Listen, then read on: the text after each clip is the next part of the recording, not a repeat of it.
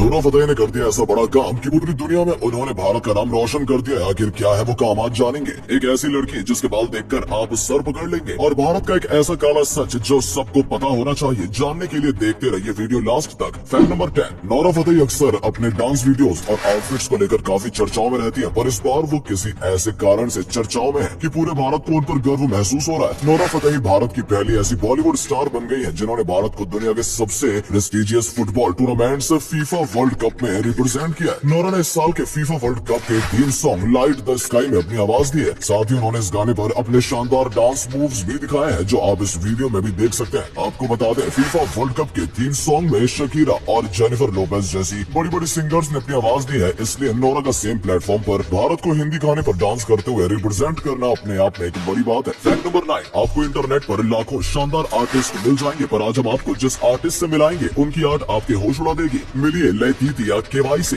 Waste Africa में लिवोरी coast के एबिडजैन में रहने वाली 25 साल की आर्टिस्ट लेटिटिया अपने बालों को कुछ इस तरीके से अलग अलग शेप्स देती है और इनके वीडियोस वो अपने टिकटॉक अकाउंट पर शेयर करती है। लेटिटिया के सोशल मीडिया पर लाखों फॉलोवर्स हैं जो उनके इस शानदार हेयर आर्ट के दीवाने हैं। यही नहीं, लेटिटिया अपने बालों को कुछ इस तरीके से स्कीपिंग रोप बनाकर स्कीपिंग भी कर लेती है, जो देखने में काफी मजेदार लगता है। फैक्ट नंबर 8, आपने अक्सर नोटिस किया होगा कि लंबे ट्रेवल्स के दौरान आपको छोटी गाड़ी में नींद आने लगती है, पर क्या आप इसके पीछे का कारण जानते हैं? आज हम आपको बताते हैं। असल में हमारा दिमाग जब किसी इंटरेस्टिंग एक्टिविटी में एंगेज्ड नहीं होता और सेफ और कंफर्टेबल फील करता है तो हमें नींद आने लगती है, और ऐसा एक्सपीरियंस हमें सबसे पहले बचपन में माँ की गोद में होता है, जहाँ माँ हल्के हल्के झूला देते हुए सुलाती है, और गाड़ी में जाते हुए भी सेम वैसा ही एनवायरमेंट बनता है जहाँ आपका दिमाग किसी इंटरेस्टिंग एक्टिविटी में एंगेज्ड नहीं होता है और सेफ और कंफर्टेबल फील कर रहा होता है। साथ ही साथ हल्की हल्की हिलती कार माँ के गोद के झूले जैसा काम करती है, और हमारा दिमाग हमारे बचपन के एक्सपीरियंस में चला जाता है और हमें चलती गाड़ी में नींद आ जाती है। क्या आपको कभी ड्राइव करते नींद आई है? कमेंट्स में अपना एक्सपीरियंस लिखकर जरूर बताएं। फैक्ट नंबर 7, आपने आज तक कई मच्छर देखे होंगे। हो सकता है अभी भी आपके आसपास कई मच्छर घूम रहे हो, पर आज हम आपको दिखाएंगे दुनिया का सबसे बड़ा मच्छर जो कि हाल ही में ढूंढा गया है।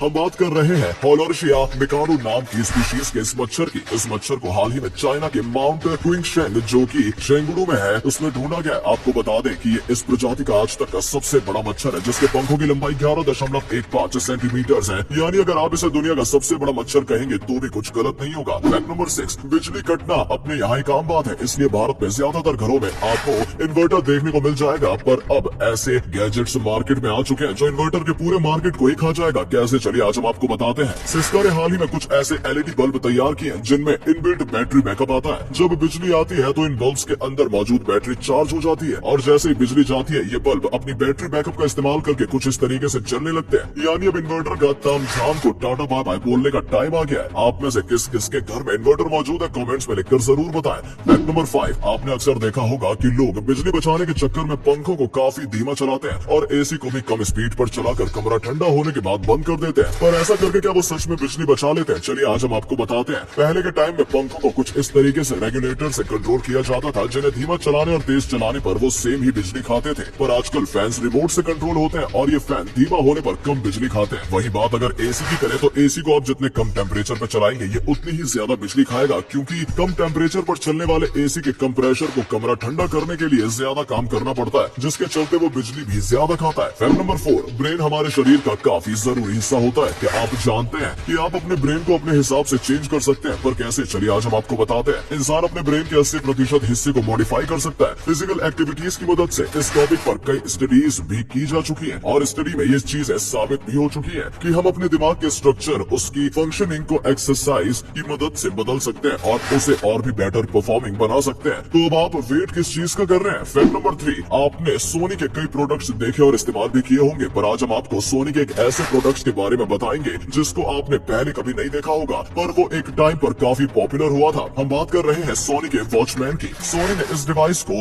1982 में लॉन्च किया था, जो कि एक पोर्टेबल पॉकेट टेलीविजन हुआ करता था। इस पोर्टेबल पॉकेट टेलीविजन में आप अपनी मर्जी का कोई भी टीवी चैनल देख सकते थे और इसे कहीं भी कैरी किया जा सकता था, जो कि इस प्रोडक्ट की सबसे अच्छी बात थी। इस दौर में ये बेहद शानदार प्रोडक्ट हुआ करता था, जिसे वेस्टर्न कंट्रीज में काफी पॉपुलैरिटी मिली, पर स्मार्टफोन्स आने के बाद इस डिवाइस की अहमियत कम हो गई और 2000 आते ही इसे डिसकंटिन्यू कर दिया गया। और अगले फैक्ट पर जाने से पहले इस फोटो को ध्यान से देखकर बताओ कि आपको कौन सा क्रिकेटर दिख रहा है। इससे पता चलेगा कि आपकी आंखें और आपका दिमाग कितना तेज है। आपको मिलता है 3 सेकंड। फैक्ट नंबर 2, अगर कोई आउटफिट ट्रेंड में आ जाए तो कुछ लोग उसे खरीद खरीदने के लिए अपनी प्रॉपर्टी तक दांव पर लगाने को तैयार हो जाते हैं। फिर चाहे ट्रेंडिंग आउटफिट पोछे जैसा ही क्यों ना हो। कुछ ऐसा ही हाल ही में देखने को मिला जब हेन्स कंपनी ने अपनी एक टी शर्ट लॉन्च की। हाल ही में केचप्स के लिए फेमस हेन्स कंपनी ने अपना एक विंटेज ड्रिप कलेक्शन लॉन्च किया, जिसमें वो ऐसी टी शर्ट्स बेच रहे थे जिन पर उनके केचप का दाग लगा हुआ था। आप मानेंगे नहीं, इस कलेक्शन से हेन्स ने महज 15 ही दिनों में 250 करोड़ रुपए कमा लिए। मतलब ट्रेंडिंग कर दो किसी चीज को और लोग बेवकूफों की तरह उस चीज के पीछे पड़ जाते हैं। फैक्ट नंबर 1, भारत की ज्यादातर वेल्थ पर अमीरों का कब्जा है और गरीब और भी गरीब होते चले जा रहे हैं। चलिए आपको आंकड़ों की मदद से समझाते हैं। 1961 में भारत के टॉप 1% अमीर लोग भारत की टोटल वेल्थ का